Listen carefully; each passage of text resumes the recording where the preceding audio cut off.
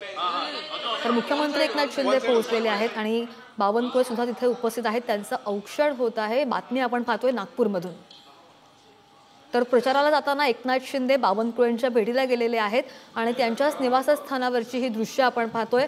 एकनाथ शिंदेंचं औक्षण सुद्धा करण्यात आलेलं आहे। पुष्पगुच्छ देऊन त्यांचं स्वागत करण्यात येत आहे। मुख्यमंत्री एकनाथ शिंदे चंद्रशेखर बावनकुळेंच्या भेटीला गेलेले आहेत। प्रचाराला जात आहेत आणि प्रचाराला जाताना एकनाथ शिंदे हे चंद्रशेखर बावनकुळेंच्या निवासस्थानी पोहोचलेले आहेत। मात्र आमच्या प्रतिनिधींनी जशी माहिती दिली, मागच्या 15 मिनिटांपासून त्यांची बंद दाराआड चर्चा सुरू आहे आणि मात्र बावनकुळेंच्या कोराडी येथील निवासस्थानी दोघांची ही भेट झाली आहे। दोघांमध्ये भेट होऊन काही चर्चा झाली हे मात्र अद्याप अस्पष्ट आहे, गुलदस्त्यात आहे। मात्र सध्याची महत्त्वाची अपडेट, कोराडी या निवासस्थानी बावनकुळेंच्या मुख्यमंत्री एकनाथ शिंदे पोहोचलेले आहेत।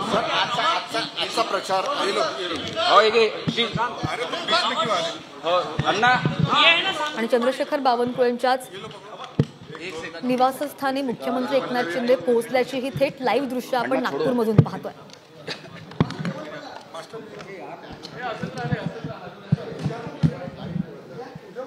ठीक है, क्या मैं क्या पीछे कौन है, पहले देखो तो तुम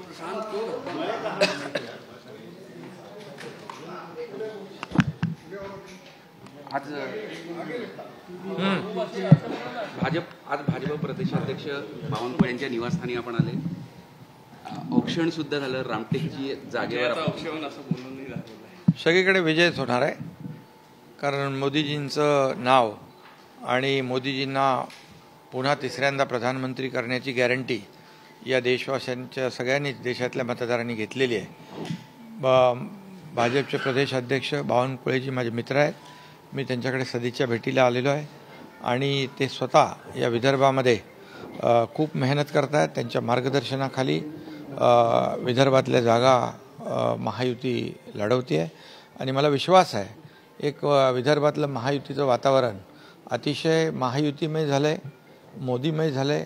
आज मोदीजींची सभा देखील चंद्रपूरला आहे, परवा रामटेकला आहे आणि विदर्भातले सर्वच्या सर्व उमेदवार महायुतीचे प्रचंड मताधिक्याने विजयी होतील अशी खात्री मला स्वतःला विश्वास आहे। एक रामटेकचे तिन्ही पक्ष जे आहे ते देवेंद्र फडणवीस चालत आहे असं जयंत पाटलांनी आरोप केला। अरे त्यांना काय आरोप करायला, काय त्यांना दुसरं काय कामधंदा आहे का? आम्ही आमचं काम करतोय। देवेंद्रजींच्या भागामध्ये सभा घेत आहेत, त्यांना ज्या ठिकाणी बोलवत आहेत तिकडे जात आहेत। मला ज्या ठिकाणी प्रचाराला बोलवत आहेत मी तिकडे जातोय। अजितदादा अनेक ठिकाणी प्रचाराला जात आहे। आम्ही प्रचारात गुंतलो आहे, तर त्यांना काही काम नाही आहे, त्यामुळे ते या सगळ्या कुचपटं काढत बसत आहेत। त्यामुळे आमच्या महायुतीवर त्याचा कुठलाही परिणाम होणार नाही। महायुती मजबूत आहे आणि भक्कमपणे काम करते आहे। विकासाच्या मुद्द्यावर आम्ही पुढे जातो आहे। 50-60 वर्ष ज्यांनी काही केलं नाही ते मोदी साहेबांनी 10 वर्षात करून दाखवलं आहे।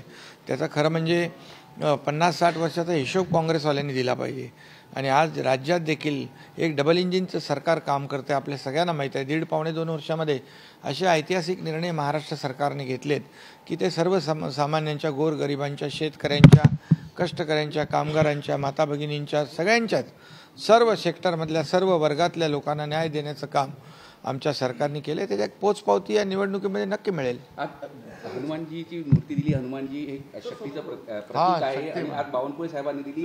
रामटेकमध्ये ते बळ संपूर्ण भाजपाकडनं मिळेल, एक चर्चा पण झाली न्यायालयावर।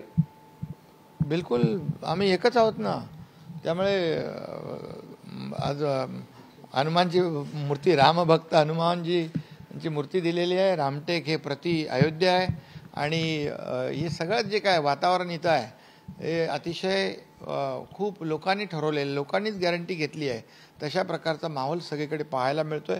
काल गडकरी साहेबांच्या रॅलीत देखील मी होतो, पाहिलं। काल सभा देखील विविध ठिकाणी झाल्या, मीटिंग झाल्या, त्यामध्ये एकच सूर निघतो की महायुतीच्या उमेदवारांना विजयी करून मोदीजींचे हात बळकट करणं, या राज्यातून 45 पार जागा निवडून मोदीजींना पुन्हा हॅट्रिक करायची अशा प्रकारचं सर्वांनी ठरवलेलं आहे। त्यामुळे आम्हाला सगळ्यांना विश्वास मावळा राजा बनण्याचा प्रयत्न करतोय असं वडेट्टीवार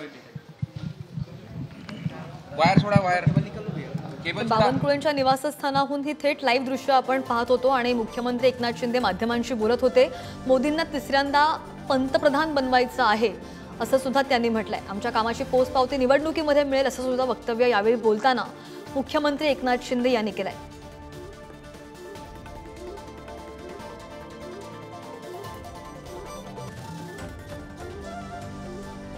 Thank you.